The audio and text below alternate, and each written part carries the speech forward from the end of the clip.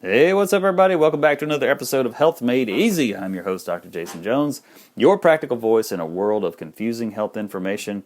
And today is the day where we've got the top 6 ways to reduce chronic inflammation. And I got to tell you, number 2 and number 3 are the most important. Okay, now, they're all important. Better off to do them all. But if you had to pick 2, do number 2 and number 3. Inflammation is known to help fight illness and to help heal injury. We talked about that. It goes way beyond that, though. A chronic inflammation state slowly damages the body, and oftentimes it's so slow you don't even know it's happening until it's too late. Okay, this form of inflammation goes into action without infection, without injury, oftentimes. Okay, the immune cells, that are meant to protect us, oftentimes can start to destroy healthy organs, tissues, cells, systems, arteries, joints, those kinds of things.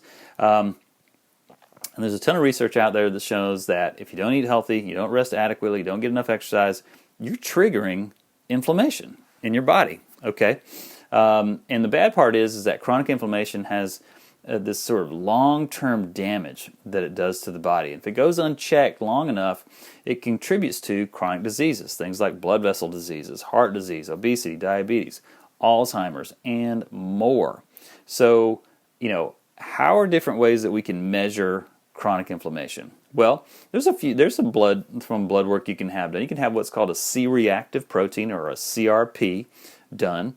You can measure what are called homocysteine levels, and you can also your A1C. A1C, which is a 90-day snapshot of your blood sugar. If you have a high A1C, you're inflamed. That's just how it is. You know what I mean? It doesn't just mean, hey, I can't control my blood sugar. When your blood sugar's out of control, and your insulin is out of control, you're inflamed.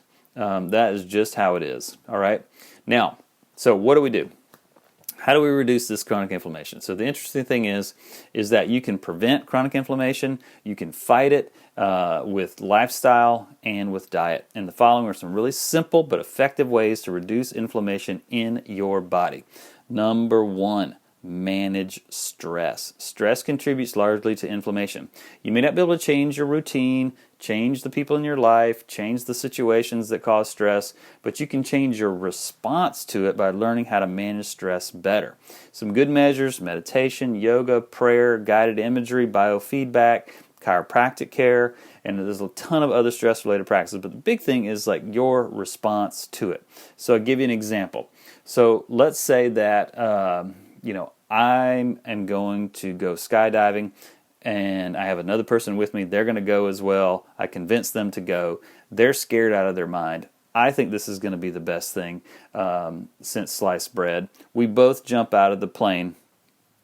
By the time we get to the ground, their heart rate is 190 beats a minute, which is above anything that they would normally do even during exercise.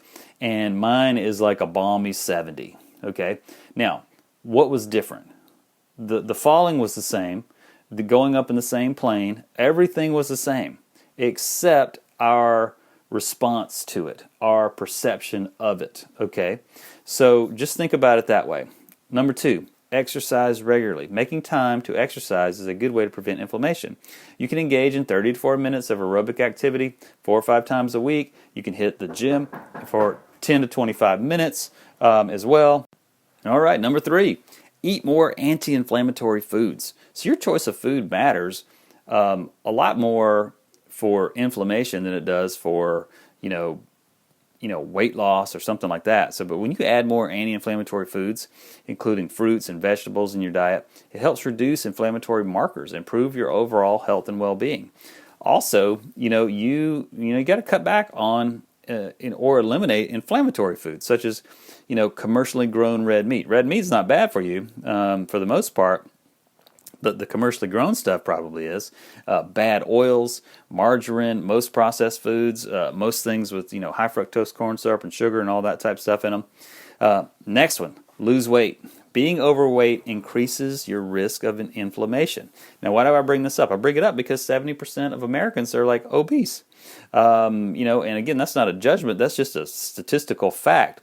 But we also know that as your weight climbs up, unhealthy weight climbs up, inflammation goes up. Okay, so I know that it can be difficult to do it, but you know what? Just because something's difficult doesn't mean you don't need to do it. Just like I always say, just because you don't eat something doesn't mean you don't need something. All right.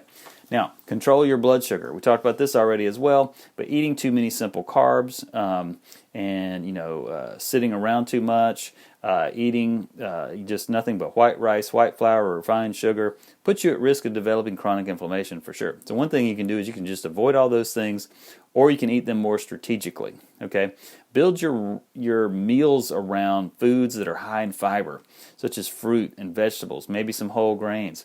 Make sure you get adequate amount of proteins and fats in your meals, because that slows down how quickly the carbs you do eat actually go into your bloodstream. Next one, and the final one, is to get enough sleep. Less than enough sleep will trigger chronic inflammation. This is because inadequate rest makes you more sensitive to stress, which in turn is going to encourage inflammation. And we all know to aim for 7 or 8 hours of sleep a night. And some people need more than that. Some people can operate on less and do just fine. But the one thing I would encourage you to do is don't make your healthcare decisions based on people who are at the ends of the bell curve. So grandma who smoked cigarettes all day and then drank whiskey and coffee and never ate a vegetable in her life, but she lived to 103. Well, that's a bad idea for you to probably take that on as your health strategy. Okay, but then on the other end, you probably don't need to be an extreme health nut either to get where you want to go. And have to do everything correct and everything perfect. You don't have to do that. Some people do. That's a rare person, but some people do need to do that, or they're going to croak in their 60s. But you just need to find what's going to work for you, and you got to do them consistently. All right, consistency is key. Consistency is so much more important than intensity. Hey, this is Dr. Jason Jones signing out. We'll see you guys on the next podcast. Give me some feedback on this one. Let me know that it helped you. See you later. Bye-bye.